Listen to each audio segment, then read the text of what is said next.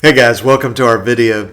I'm going to answer another question that you guys have submitted. I want to encourage you to continue to ask questions, either contact me directly or put on the comment section about videos you'd like to see or questions that you have, because that's where we get these. Now, sometimes I'm fast getting to those, sometimes I'm slow. It depends on trial schedule and things like that.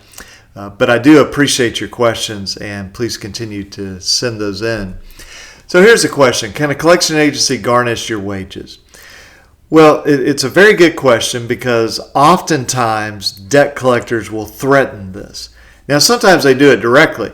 If you don't pay this by Friday, I will garnish your wages next week. That's very direct. Sometimes it's a little more subtle. You know, you're talking to them on the phone and they say, well, let me ask you a question. If suddenly, out of the blue, you get your paycheck and it's missing 25%, will that cause problems for your family? Would that cause difficulties with your husband or your wife? Would that cause a hardship for your children? You know, I'm just asking because I think you need to think about that sort of stuff where they're implying that they will garnish your wages. So the question we have to know is, do they have the legal right to garnish your wages? And there's really two ways they can have that. And then if they do not have the legal right to garnish your wages, then what do we do about that using the FDCPA, Fair Debt Collection Practices Act?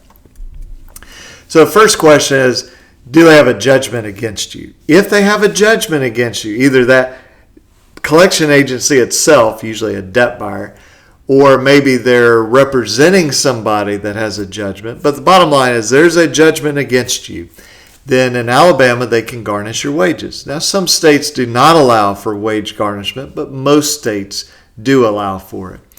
And they have that judgment, they can garnish your wages. It's about 25%, just roughly speaking, 25% of your take-home pay. So they would have the right to make that threat. The other reason is if they're collecting on a federal loan and an agency's determined you owe it. Let me sort of make this practical. 99.9% of the time, at least where we've seen this, it's a federal student loan.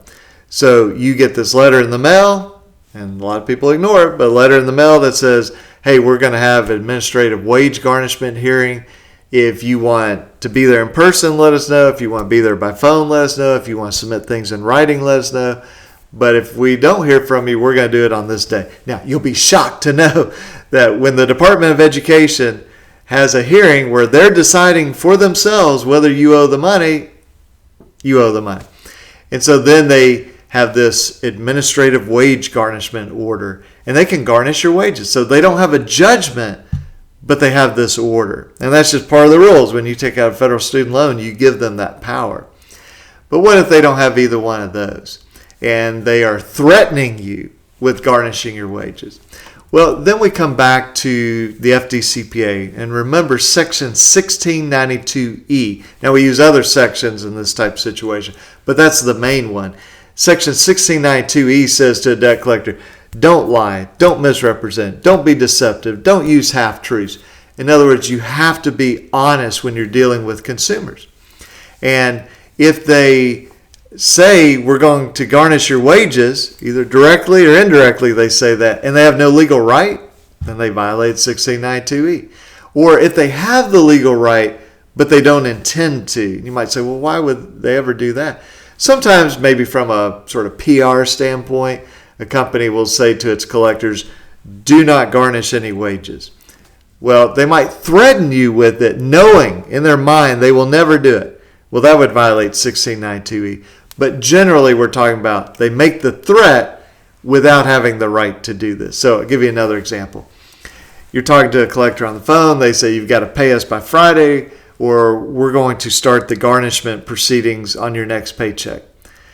Well, you sue them, and they go, but see, we were going to sue you, and we were going to get you served, and then you were going to lose the case at trial or get a default judgment if you don't answer. And then that would give us the right to garnish. Well, that's true.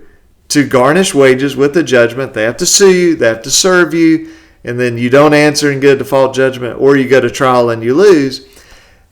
But if they just say, hey, we're going to start the garnishment proceedings without explaining those steps to you, in my view, that violates this law because they got to walk you through those steps.